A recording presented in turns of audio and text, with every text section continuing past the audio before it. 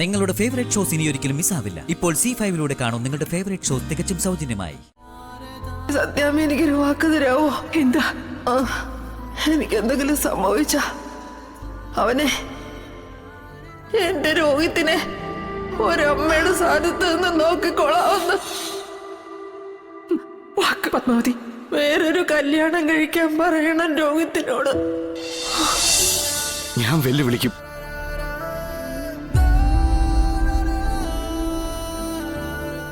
സത്യമേന്നല്ല, ഈ ലോകത്തെ ഏതൊരു ശക്തിയെയും, ഒരുപക്ഷെ ദൈവത്തെ പോലും. രോഹിത്തെ,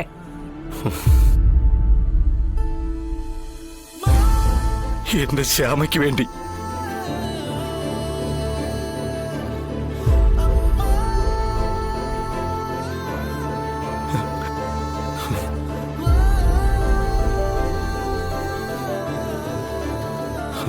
അതെ സത്യമേ,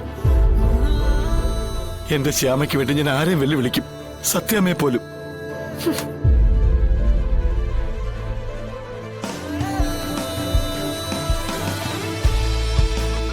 ഈ ലോകത്തെനിക്ക് ആകെ ഉണ്ടായിരുന്നത് എന്റെ അമ്മ മാത്രമാ.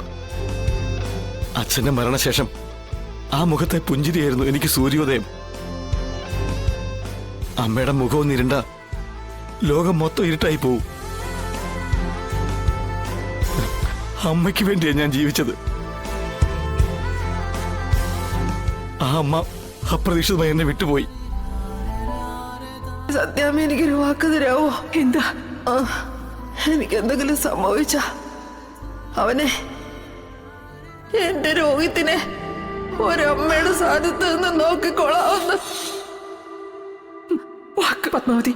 വേറൊരു കല്യാണം കഴിക്കാൻ പറയണം രോഹിത്തിനോട്. ഇനിയുള്ള കാലമെങ്കിലും അവനൊരു പെണ്ണിന്റെ കൂടെ സന്തോഷമായിട്ട് ജീവിക്കണം. അമ്മയുടെ അന്ത്യാഭിലാഷങ്ങളെ കുറിച്ച് എന്നോട് പറഞ്ഞത് സത്യാമ്മയാ. മകനെ നോക്കിക്കുമെന്ന് അമ്മ പറഞ്ഞപ്പോ സത്യാമ്മ എന്നെ സ്വന്തം മകനെ ഈ വീട്ടിലേക്ക് കൂട്ടിക്കൊണ്ടുവന്നു. അല്ലെങ്കിൽ ഇരുളടഞ്ഞ ആ വീടിന്റെ കോണിലിരുന്ന് എനിക്ക് ഭ്രാന്ത് പിടിച്ചു പോയേനെ. ഇവിടെ എനിക്ക് ഒന്നിനും കുറവില്ലായിരുന്നു. സത്യാമ്മയെ പോലെ കരുത്തുള്ള ഒരമ്മ, സ്നേഹനിധിയായ ഒരച്ഛൻ, സഹോദരൻ, സഹോദരി, അങ്ങനെയെല്ലാം. അതിന് പിന്നാലെ ശ്യാമ കൂടി വന്നപ്പോ എന്റെ ജീവിതത്തിന് കൂടുതൽ വെളിച്ചമുണ്ടായി. സുസ്മിതയെ കൊണ്ട് പെണ്ണുങ്ങളെ മുഴുവൻ വേർത്തുപോയി എനിക്ക് ശ്യാമ തുറന്നു തന്നത് പുതിയൊരു ലോകവാ. അവളായിരുന്നു പിന്നെ എനിക്ക് ജീവിക്കാനുള്ള പ്രതീക്ഷ. പപ്പിമോള് കൂടി ഞങ്ങളുടെ ജീവിതത്തിലേക്ക് വന്നപ്പോ എല്ലാം കൊണ്ട് ലോകം സുന്ദരമായി. അപ്പൊ ഞാൻ അല്പം അഹങ്കരിച്ചിട്ടുണ്ടാവും. അതിന് ദൈവം തന്ന ശിക്ഷയാവും ശ്യാമയുടെ ഇപ്പോഴത്തെ ഈ കിടപ്പ്.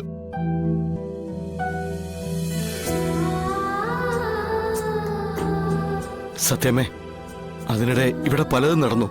ശാലിനിയെ കാണാതായതും തിരികെ വന്നതും വിഷ്ണുപ്രയുടെ വിവാഹവും, അങ്ങനെ പലതും.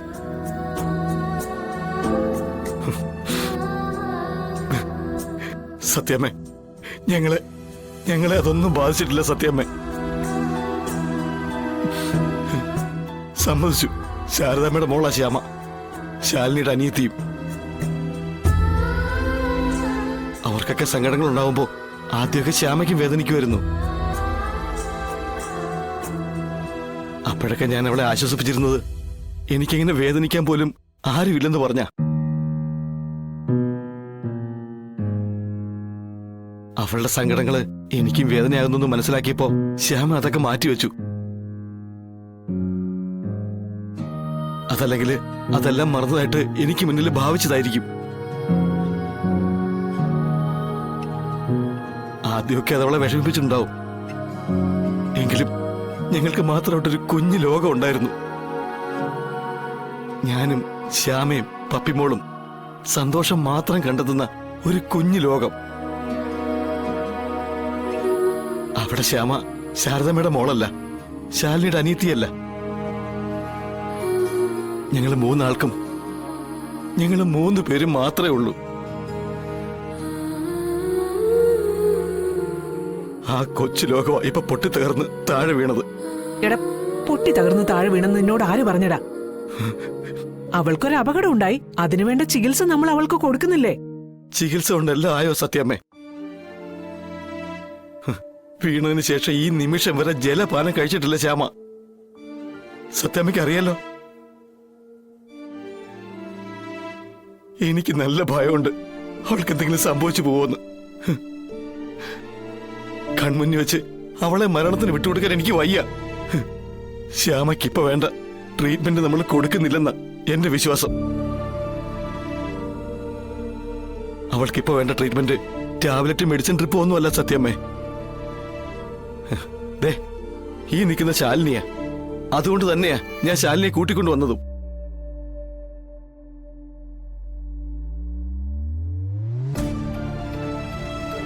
വിഷ്ണുബ്രോയുടെ ഭാര്യയോ സത്യമയുടെ മരുമകളോ അങ്ങനെ ഒരു പരിഗണന ഇതിൽ വേണ്ട. എനിക്ക് എന്റെ ഭാര്യയെ ജീവിതത്തിലേക്ക് തിരിച്ചു കൊണ്ടുവരണം. അതിനുവേണ്ടി മാത്രം.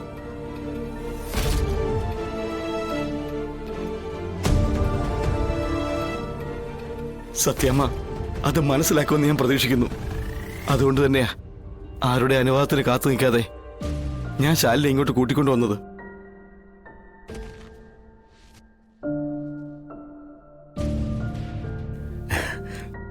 കൊള്ളാടാ മോനെ, കൊള്ളാം. ഭാര്യ സ്നേഹിക്കുന്ന ഏതൊരു ഭർത്താവേ ഇങ്ങനൊരു സന്ദർഭത്തിൽ ഇതേ ചെയ്യൂ.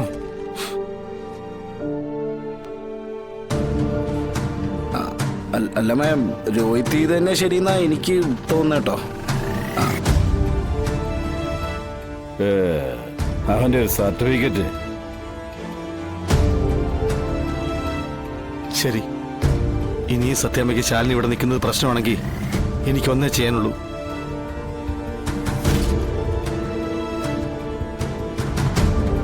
രോഹിത്തെ, നീ എന്ത് ചെയ്യുമ്പോ? ശ്യാമയെ ഞാൻ കൊണ്ടുപോവാച്ചാ. ശാലിനിക്ക് ഇവിടെ നിൽക്കാൻ പറ്റുന്നിടത്തോട്ട്.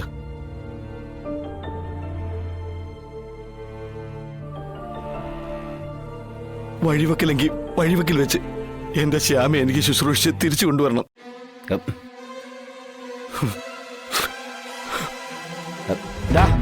അവിടെ നിൽക്ക്.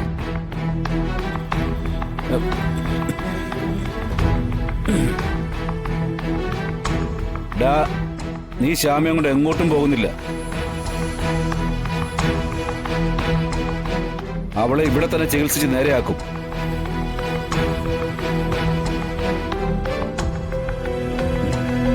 ശാലിനി മോളെ, ഇനി വാ.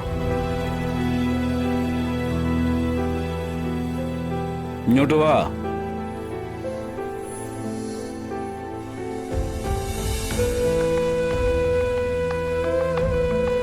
മോളെ, നീ ഉണ്ടാവണം ഇവിടെ.